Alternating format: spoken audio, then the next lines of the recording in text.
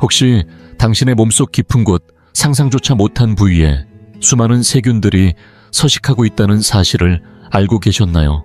평소 위생관리에서 거의 신경 쓰지 않는 그런 구석진 곳들이 조용히 당신의 건강과 기력 나아가 삶의 기대치까지 무너뜨리고 있을지도 모릅니다.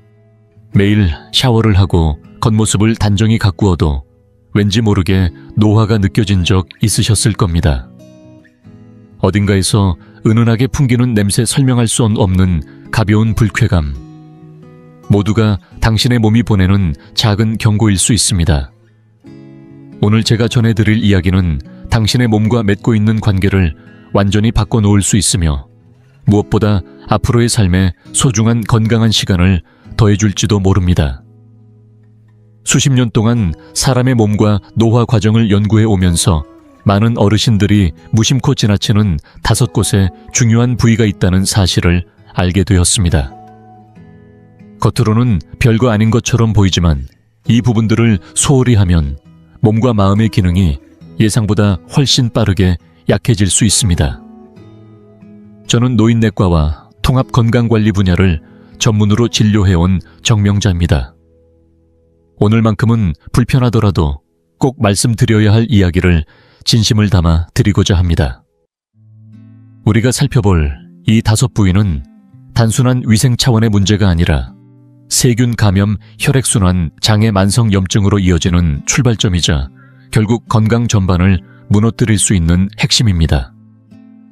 더 걱정스러운 것은 많은 의사들이 이 정보를 환자들이 이미 알고 있다고 가정하고 진료실에서는 잘 언급하지 않는다는 점입니다. 그 사이 작지만 반복된 방치가 쌓여 결국 삶의 자립성과 활력을 해치는 문제로 번지고 있습니다. 본격적으로 내용을 시작하기 전에 한 가지 부탁을 드리고 싶습니다. 만약 당신이 자신의 건강을 진지하게 생각하고 앞으로도 스스로의 삶을 주도하며 살아가길 원하신다면 지금 이 채널을 구독하고 알림 설정을 해주세요. 오늘 나눌 이야기는 단순한 청결이 아닌 당신의 몸을 되찾고 삶의 주도권을 지키기 위한 이야기입니다. 그럼 지금부터 첫 번째 부위를 함께 살펴보겠습니다. 아마도 예상하지 못한 내용일 수 있습니다. 배꼽입니다. 바로 당신의 배 가운데에 자리 잡고 있는 작고 조용한 흔적. 아마 오랫동안 제대로 닦아본 적이 없으실지도 모르겠습니다. 2014년에 발표된 한 국내 연구에서는 이 배꼽 부위에 평균적으로 67종 이상의 세균이 존재한다는 놀라운 결과를 밝혀냈습니다. 일부 사람들에겐 무려 100종이 넘는 세균이 함께 살고 있었습니다. 이 작은 배꼽은 사실상 우리 몸속에 살고 있는 하나의 미세 생태계입니다. 평생 동안 무심히 지나쳤던 이곳이 세균들에게는 따뜻하고 촉촉하고 햇빛도 닿지 않는 최고의 안식처인 셈이지요. 피부 각질, 비누 찌꺼기 옷, 섬유땀이 겹겹이 쌓여 있어 세균에게는 그야말로 잔치상이 차려져 있는 셈입니다. 이 세균 무리가 통제를 벗어나 증식하기 시작하면 단순히 냄새만 나는 게 아닙니다. 독소를 내뿜으며 혈관을 타고 전신으로 퍼져 만성염증을 유발할 수 있습니다. 실제로 제가 서울의 노인진료센터에서 진료한 어르신들 중 만성 피로를 호소하는 10분 중 7분은 이 배꼽 부위에 가볍지만 지속적인 감염이 있었습니다. 이러한 저강도 염증은 당뇨, 관절염, 심장질환 같은 기존 질환을 악화시키고 이유 없는 피로감을 지속적으로 만들어 삶의 활력을 앗아갑니다. 그런데 이 배꼽에는 더 깊은 의미가 있습니다. 바로 생명과 처음 연결되었던 곳이기 때문입니다. 태아였을 때 영향을 받던 첫 통로 당신과 세상을 잇던 시작점이었습니다. 그런 배꼽을 무심코 방치한다는 것은 어쩌면 내 안의 생명 에너지와 단절되는 것일지도 모릅니다. 다행히도 해결 방법은 아주 간단합니다. 면봉을 따뜻한 물에 적시고 순한 비누를 묻힌 뒤 부드럽게 원을 그리며 닦아주세요. 억세게 문지를 필요는 없습니다. 그 부위의 피부는 무척 연약하기 때문입니다. 그리고 여기서 중요한 한 가지 닦은 후엔 반드시 깨끗한 마른 면봉이나 수건으로 물기를 완전히 제거해야 합니다. 약간의 습기만 남아도 세균 증식이 심해질 수 있으니까요. 만약 냄새가 심하거나 붉게 부어오르거나 분비물이 있다면 절대 무시하지 마시고 병원에 가보셔야 합니다. 하루에 단 30초 샤워 중에 이 부위에 신경 쓰는 것만으로도 에너지 수준과 전반적인 건강 상태에 놀라운 차이를 만들어낼 수 있습니다. 이쯤에서 한 가지 여쭤보고 싶습니다. 지금 이 영상을 어느 도시, 어느 지역에서 보고 계신가요? 댓글로 남겨주세요. 건강을 소중히 여기는 분들이 어느 곳에서 함께하고 계신지 알게 된다면 각 지역의 맞춤보다 정밀한 내용을 준비할 수 있을 것 같습니다. 여러분의 참여는 제게 큰 도움이 됩니다. 지역별로 필요한 건강 정보를 더 깊이 이해하고 전달하는 데 있어 그 첫걸음이 바로 여러분의 댓글입니다. 이제 두 번째 중요한 부위로 넘어가겠습니다. 우리 몸에 있으면서도 정작 본인 눈에는 잘 보이지 않는 곳, 바로 귀 뒤입니다. 어찌 보면 아주 작은 부분이지만 건강 전체를 비추는 창문 같은 곳입니다. 귀가 머리와 맞닿는 그 접히는 부분에는 생각보다 많은 분비물과 노폐물이 쌓입니다. 피지 죽은 각질 공기 중 먼지, 그리고 이 모든 것을 먹고 사는 세균들까지 함께 뒤섞여 있습니다. 문제는 이 부분이 단순히 더러운 게 아니라 림프계와 혈액순환 시스템과도 직접적으로 연결되어 있다는 사실입니다. 이곳에서 세균이 자라기 시작하면 본인은 느끼지 못해도 타인은 냄새로 먼저 알아차리게 됩니다.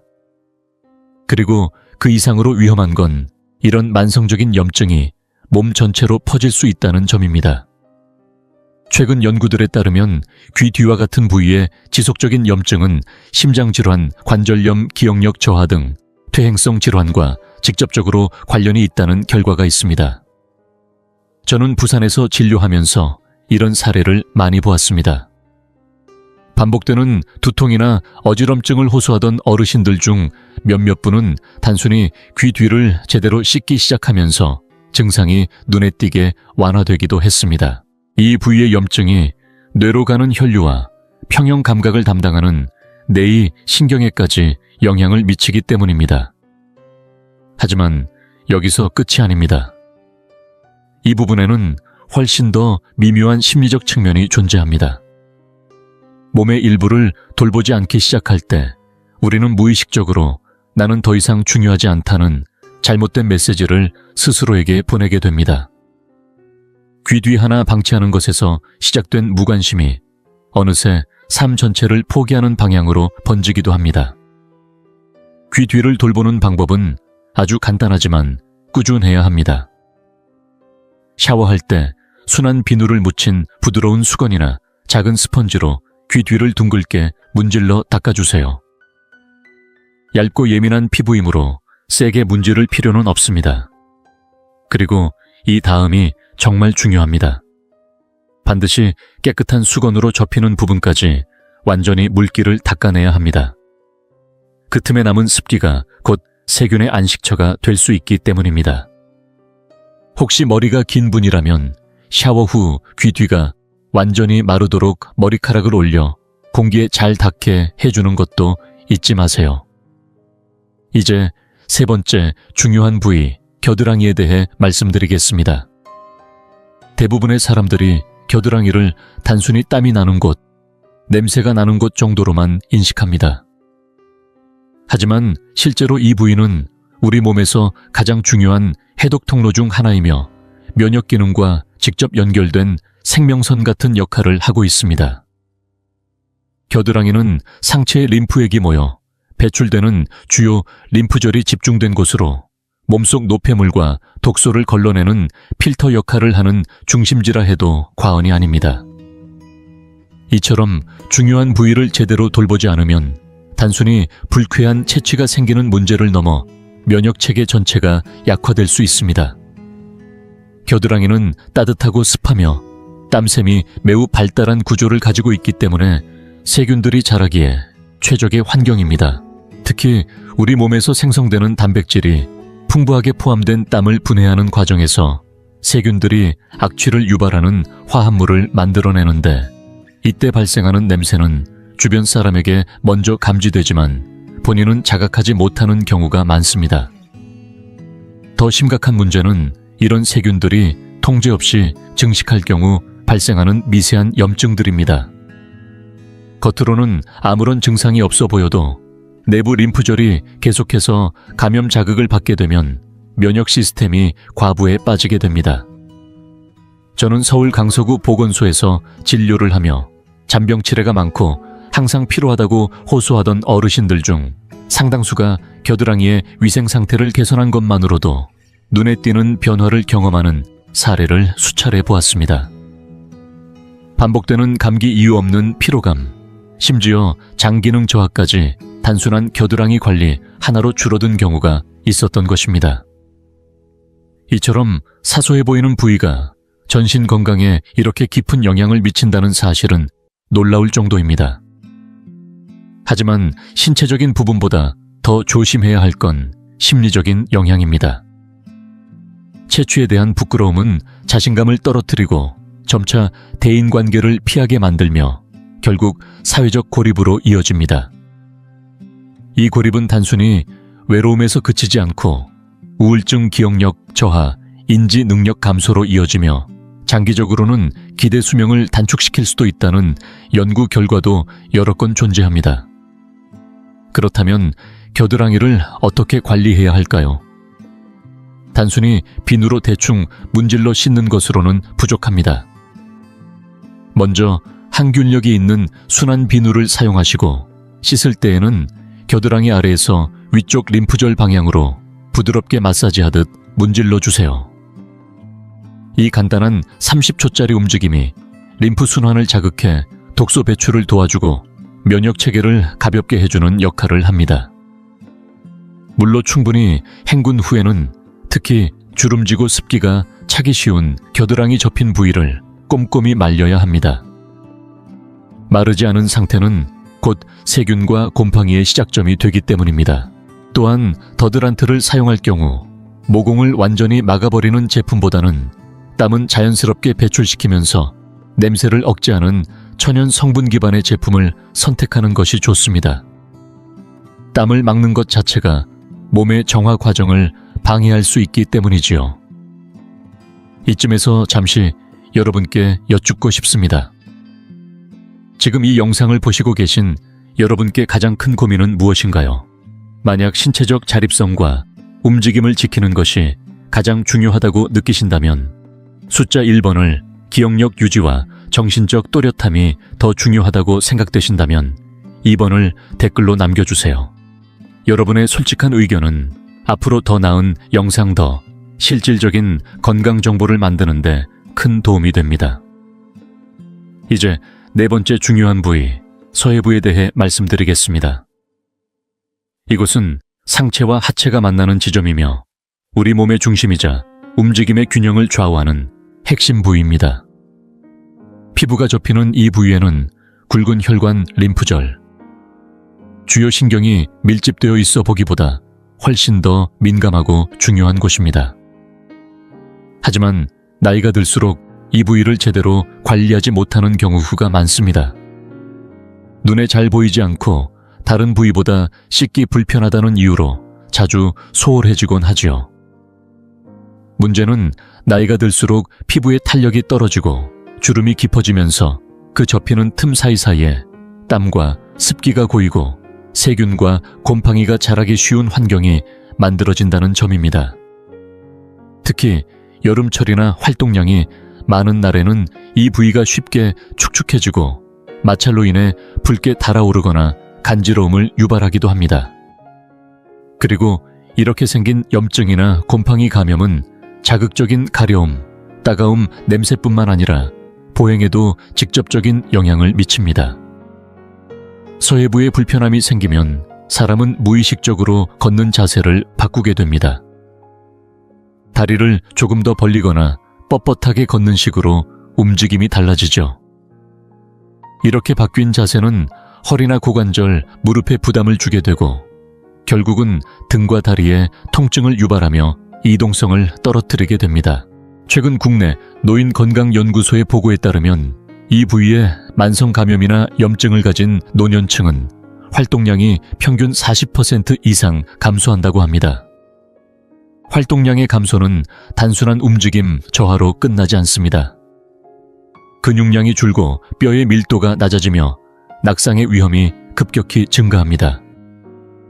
잘 아시겠지만 낙상은 노년기 자율성과 독립성을 잃게 되는 가장 대표적인 원인입니다. 한번 넘어진 이후 자신감을 잃고 외출을 꺼리게 되며 결국 삶의 방향이 작아지는 악순환에 빠지게 되는 것이지요. 하지만 이 서해부는 단지 움직임만과 관련된 것이 아닙니다. 전통적인 관점에서 보면 이 부위에는 생명 에너지가 흐르는 중요한 혈자리와 경락이 모여 있습니다. 기의 순환, 혈의 흐름, 몸 전체의 온기와 생기까지도 이곳의 건강 상태에 따라 좌우된다는 것이 한의학의 해석입니다. 결국 서해부를 잘 관리하는 것은 단지 위생의 문제가 아니라 전신의 활력을 유지하는 근본적인 출발점이 될 수 있습니다. 이 부위를 관리할 때는 다른 부위보다 훨씬 더 섬세한 주의가 필요합니다. 먼저 피부의 균형을 해치지 않도록 약산성의 순한 비누를 사용하는 것이 중요합니다. 이 부위에는 우리 몸에 유익한 균들도 함께 살고 있기 때문에 너무 강한 세정력의 제품을 사용할 경우 오히려 자극과 염증을 유발할 수 있습니다. 샤워 중에는 피부가 겹치는 부분을 중심으로 천천히 꼼꼼히 닦아주시고 무리하게 문지르지 말고 부드럽게 닦는 것이 핵심입니다. 무엇보다도 중요한 것은 씻은 후의 건조 과정입니다. 물기가 남아있으면 그것이 곧 박테리아와 곰팡이의 서식지가 됩니다. 가능하다면 이 부위만을 위한 깨끗한 수건을 따로 마련해 사용하는 것이 가장 좋습니다. 샤워 후에는 수건으로 가볍게 눌러가며 완전히 건조시켜주세요. 그리고 평소에 땀이 많이 나는 체질이거나 장시간 앉아있는 시간이 많은 분들은 천연 성분의 항증균 파우더를 얇게 도포해주는 것도 도움이 됩니다. 땀이 고이지 않게 하고 하루 종일 보송한 상태를 유지하는 데 큰 효과가 있습니다. 이처럼 서해부는 작고 가려진 부위이지만 방치되었을 때의 파장은 결코 작지 않습니다. 조용히 생기를 앗아가고 균형을 무너뜨리며 당신의 자립성과 존엄까지도 위협할 수 있습니다. 하지만 반대로 말하면 하루 몇 분의 관심으로 그 모든 위험을 막고 다시 활력 있는 몸으로 돌아갈 수 있다는 뜻이기도 합니다. 마지막 5번째 부위, 그리고 제가 생각하기에 가장 중요하다고 말할 수 있는 곳은 바로 발입니다.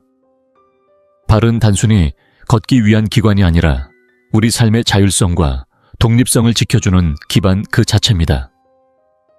우리가 평생을 살아오며 수없이 많은 길을 걸어왔고 인생의 수많은 고비와 계절을 지나올 수 있었던 것도 바로 이 두 발 덕분입니다.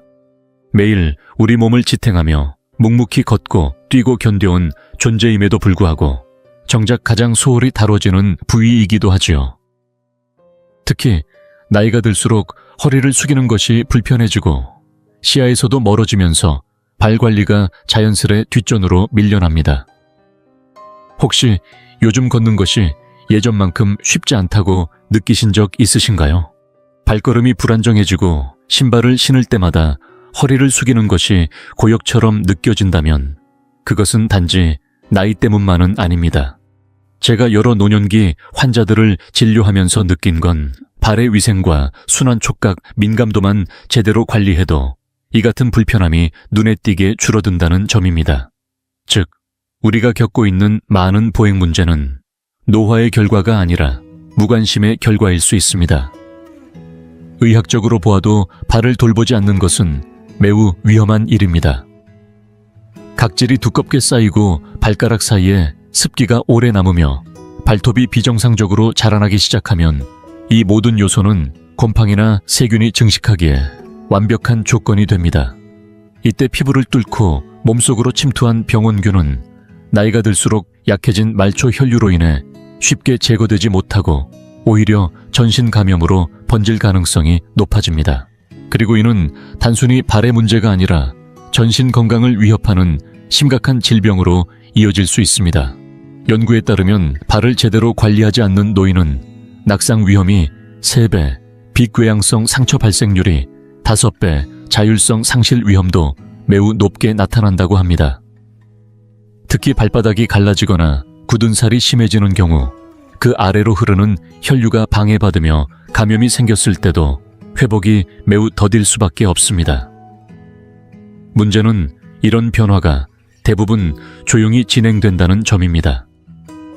특별히 아프지도 않고 외형도 점차 익숙해지다 보니 괜찮겠지 하고 넘기게 되지요. 하지만 방치된 발은 결국 균형 감각 보행, 안정성, 사회적 활동성까지 모두 무너뜨리는 결정적인 시작점이 될 수 있습니다. 제가 기억하는 환자 한 분, 정혜석 어르신은 올해 73이셨는데 발냄새와 불편함 때문에 외출을 꺼리시고 손자 손녀를 만나러 가는 것도 포기하셨었습니다. 정 어르신은 하루 한 번 10분씩 발을 씻고 말리고 바르는 습관을 시작하신 뒤로 냄새는 물론 통증까지 눈에 띄게 줄었고 며칠 전에는 직접 시장도 다녀오셨다며 웃으며 말씀하셨습니다. 그리고 조용히 이렇게 덧붙이셨습니다. 오랜만에 내 2발로 세상에 다시 나간 느낌이었어요. 그 말이 참 깊게 남았습니다. 그렇다면 어떻게 해야 발을 제대로 돌볼 수 있을까요? 먼저 물 온도부터 조심해야 합니다. 따뜻한 물을 사용하되 너무 뜨거운 물은 피부를 마르게 하고 손상을 줄 수 있으니 피하셔야 합니다. 순한 비누를 이용해 발가락 사이 발톱 주변 뒤꿈치까지 꼼꼼히 씻어주세요. 이때 움직임은 단순한 세정이 아니라 혈액순환을 자극하는 부드러운 마사지라고 생각하시면 됩니다. 세정 후에는 무엇보다 건조가 핵심입니다. 특히 발가락 사이에 물기가 남아있지 않도록 깨끗하고 흡수력이 좋은 수건을 이용해 조심스럽게 눌러 말려주세요. 가능한 경우 발 전용 수건을 따로 사용하는 것도 위생적으로 매우 바람직합니다. 이후에는 보습제를 가볍게 발라주되 발가락 사이에는 절대 바르지 마세요. 그 부위는 항상 보송하게 유지하는 것이 좋습니다. 혹시 굳은 살이 있다면 하루에 한 번 정도 부드러운 발각질 제거용 돌을 사용해 천천히 관리해 주세요. 너무 한꺼번에 밀어내려 하지 마시고 조금씩 차분히 규칙적으로 관리하는 것이 오히려 안전하고 효과적입니다. 발톱은 일자로 너무 짧지 않게 다듬는 것이 중요합니다. 너무 깊게 깎으면 발톱이 살로 파고들어 감염의 원인이 될 수 있기 때문입니다. 발을 돌보는 일은 단지 위생 때문이 아닙니다. 그것은 당신이 세상과 연결되는 감각을 유지하는 일입니다. 바닥의 감촉을 느끼고 균형을 잡고 다시 걸음을 떼는 것. 그 모든 시작은 잘 관리된 발에서 비롯됩니다. 오늘부터 단 10분만이라도 내 몸의 가장 아래에서 나를 지켜주는 이 소중한 부위를 향해 마음을 써보면 어떨까요? 이제는 솔직하게 말씀드리고 싶습니다. 지금까지 살펴본 5부위는 단순히 위생을 잘하자는 이야기로 끝나지 않습니다. 이 부위들은 우리 몸의 건강을 근본에서 지탱하는 말 그대로 생명선과 같은 곳입니다. 피가 잘 돌고 염증이 억제되며 면역력이 튼튼하게 유지되기 위해 반드시 관리되어야 할 핵심 지점들입니다. 그리고 무엇보다 중요한 건 이 부위들을 돌보는 습관이 나 자신의 존엄과 자율성을 지키는 첫걸음이라는 점입니다. 이 5곳을 방치하면 단지 냄새나 불쾌감만 생기는 것이 아닙니다. 세균이 번식하고 만성 염증이 쌓이면서 몸 전체의 균형이 무너집니다. 기력이 떨어지고 활력이 사라지고 그렇게 천천히 자립성이 무너지는 길로 들어서게 됩니다. 반복되는 염증은 시간이 지날수록 각종 질환을 불러오는 악순환으로 이어집니다. 심장질환, 당뇨, 관절염은 물론이고 기억력 저하와 같은 뇌 기능의 쇠퇴도 이 염증의 사슬 속에 있습니다. 하지만 희망이 없는 것은 아닙니다. 우리가 지금이라도 이 5부위에 의식적인 관심과 꾸준한 관리를 기울인다면 이미 진행 중이던 퇴행 과정조차 되돌릴 수 있습니다.